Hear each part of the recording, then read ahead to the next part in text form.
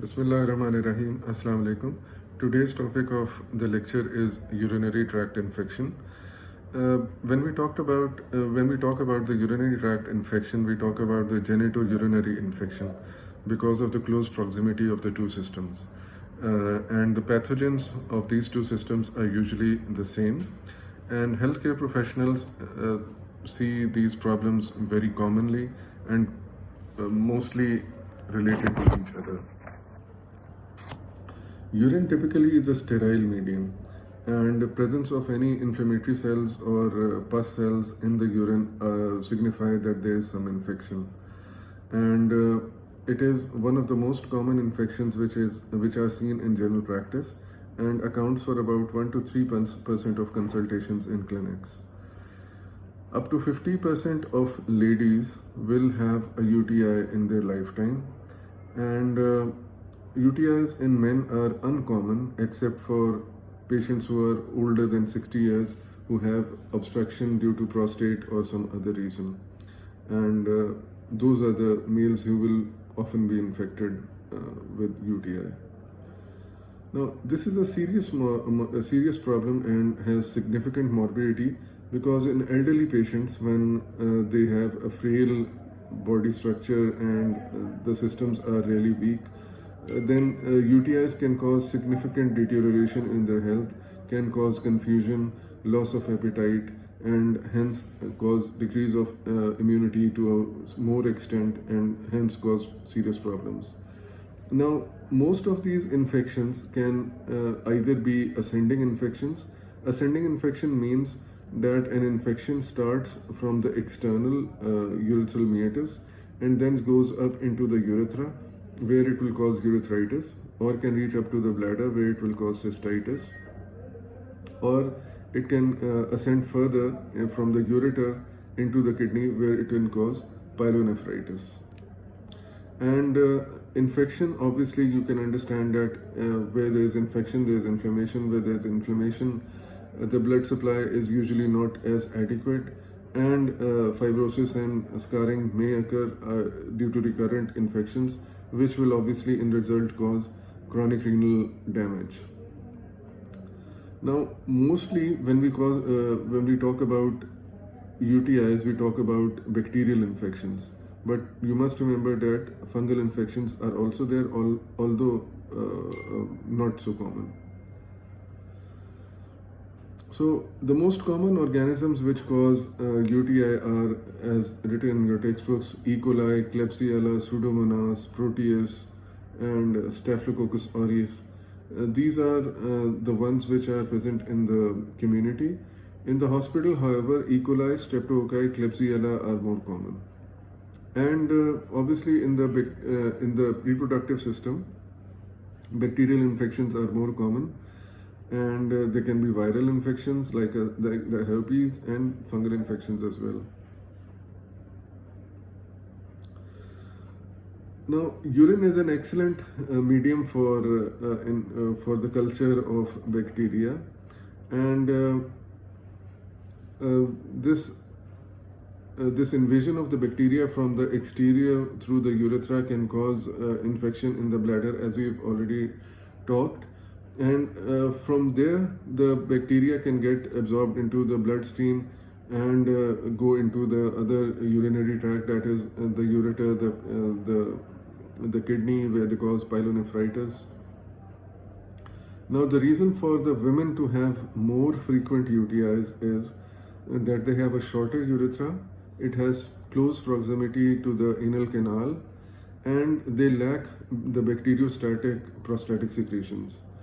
Men obviously have a longer urethra, hence when the bacteria start to ascend in the urethra, in the next urination they are washed away with the urine.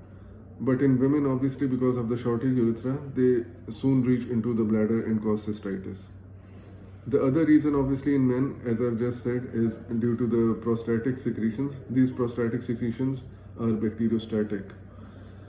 Now, the risk factors for developing urinary tract infections are in all the cases in which there is incomplete bladder emptying. like in somebody who has a bladder outflow obstruction, can be due to stricture, can be due to prostate, can be due to stone, or patients who have some neurological conditions like diabetes, CVA, or patients who are bedbound, patients who have gynecological abnormalities like uterovaginal prolapse. They can have significant post-void residue, and that can cause recurrent UTIs. Other things which can cause recurrent UTIs are foreign bodies, urethral, if you have put in any DJ stents or foreign bodies, urethral catheters, and if a patient has loss of host defenses, like somebody who's immunocompromised, a transplant patient, a diabetic patient, or an old patient, or in postmenopausal women who have atrophic vaginitis, and all these patients are predisposed to having urinary tract infections. Now, the urinary tract infections can be divided into upper tract infections like pyelonephritis and lower tract infections like cystitis, urethritis, and prostatitis. Prostatitis obviously is only present in males. Now, what will be the symptoms with which the patient presents to you? The symptoms will be that the patient will say that they have pain during urination, which is usually called dysuria. They can have burning during urination. They can have increased in frequency. In severe cases, they can even have hematuria. They can have nausea, vomiting, and flank pain. Flank pain is obviously only present when there is upper tract involvement, that is, there is pyelonephritis.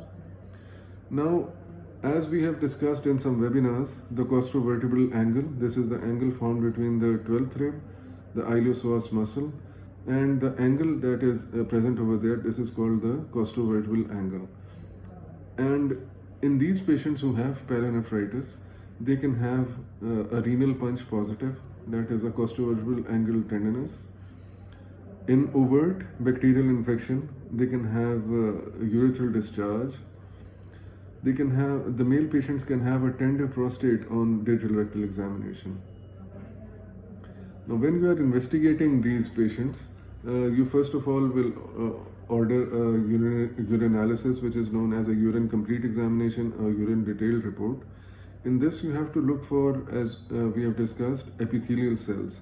If there are epithelial cells present in this urine, then this is most likely a contaminated sample.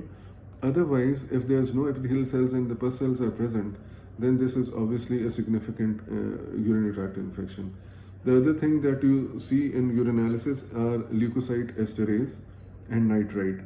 Both of these are products of bacterial metabolism. Hence, if they are present on urinalysis, then you can easily understand that an active urinary tract infection is present. And this is how you interpret a complete urinalysis. The way to give a urinalysis, you must explain to the patient, is that they should always wash themselves with soap and water, and let the first flow of urine drop into the toilet and collect the central portion of the urinary stream. This is called a midstream urine. Now, when you see a urine culture report, you should always see the number of colonies. The significant number of colonies will be a 10⁵ of any bacteria. If it is less than that, then you have to clinically correlate whether the patient does have any clinical symptoms of UTI or not. And if the patient is completely asymptomatic, the count is 10⁵, then you will rather observe than treat the patient.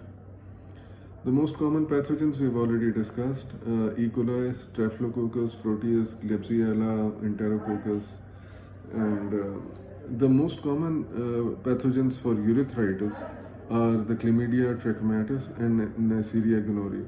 Both of these are usually associated with sexually transmitted diseases. Now, lower urinary tract infection will be written as cystitis, and it can be divided into two: uncomplicated and complicated. Now, just remember this, that uncomplicated simple cystitis is the cystitis which is present in young, healthy women with no signs of systemic disease. If a lady is pregnant, has diabetes, or any anatomical abnormality in the urological tract, this will not be a simple cystitis. This will then be labeled as a complicated cystitis. Now, complicated cystitis is present in men and women who have comorbid medical conditions like diabetes, which I just told you. So, usually in uncomplicated cystitis, the ladies usually have a history of sexual intercourse. They usually are asymptomatic or can present with some urinary discomfort. If you do a urinalysis, you will find that they do have leukocyte esterase or nitrate. And in these patients, historically, trimethoprim sulfamethoxazole was the treatment of choice, and only 3 days of dosage was given. In patients who have this as recurrent, you can use fluoroquinolones. Risk factors obviously are sexual intercourse, and in patients who develop recurrent cystitis, uncomplicated however, you can give a postcoital dose of antibiotic, single dose. Now, in complicated cystitis, these are females with comorbid medical conditions, all male patients, except for the ones who, in fact, all male patients, and patients who have indwelling Foley's catheters and who have urosepsis or hospitalization. The diagnosis is obviously confirmed with urine culture and a blood culture if required, and the treatment usually these days is third generation cephalosporins, and sometimes we do encounter patients who are resistant to most antibiotics, and we have to go for the big guns like Tynem or Meropenem, carbapenems, and these are the drugs which may sometimes be required in patients who have complicated UTIs. And somebody who is developing recurrent cystitis, you need to treat the patient with at least 7 to 14 days of antibiotics. Then we come to pyelonephritis. Pyelonephritis is infection of the kidney, and it is associated with constitutional symptoms like fever, nausea, vomiting, and headache. The diagnosis will be reached upon clinical history, examination, and doing investigations like urinalysis and a urine culture. The treatment of choice is third generation cephalosporins, and sometimes, like I just said, carbapenems may be needed if there is a multi-drug resistant bacteria. Complications that can occur as a result of pyelonephritis: you can have renal scarring, you can have a renal abscess, a perinephric abscess, and sometimes you may even need to do surgical intervention or a percutaneous drainage of these kidneys. Then the clinical manifestation, however, the patient will come to you with acute fever, flank pain, and these patients will tell you that they are having chills and rigors when the fever spikes, and which settles down when the fever subsides. They can have deranged renal functions, that is known as azotemia, and the patients will usually complain of all these symptoms with malaise, flank pain, muscular pain, aches. They will not be able to do their routine activities. Then coming to the prostatitis. Now, prostatitis is a very dreadful condition in males, and this is usually present in patients who have either anatomical abnormalities like a urethral stricture or bladder outflow obstruction, or patients who have significant sexual history, who have multiple sexual partners. They can develop prostatitis. Prostatitis is a problem in which the patient is really suffering a lot. They have perineal pain, they can't sit for long durations, they have this ache and pain in the pelvis all the time, which makes them very, very uncomfortable. They can take many analgesics, but they will not feel relieved. The patient can, however, present with prostatic abscesses as well, and in this case, they will have they'll have severe fever, chills, rigors, and when you do a rectal examination, you can even feel a prostatic abscess. Usually, the patients present with tender prostate, and when you touch the prostate, the patient literally jumps from the couch. They can have elevated PSA, Usually all the tests which you do, the urine culture, etc., will usually be clear. All of the investigations will usually point that there's nothing wrong. These patients require long-term treatment, and in long-term treatment, they require AAA therapy. AAA therapy means analgesics, alpha blockers, and antibiotics. So you give these days you give azithromycin, fluoroquinolone like levofloxacin, and you give analgesics twice a day and alpha blocker like anything like alphazusin or tamsulosin. And usually these patients should respond in the initial 2 weeks. If they don't respond, then they will probably not respond, and you may need to add gabapentin. And also, after inclusion of gabapentin, they may still not improve, necessitating frequent prostatic massages, and sometimes even prostatic resection has been done in these young patients.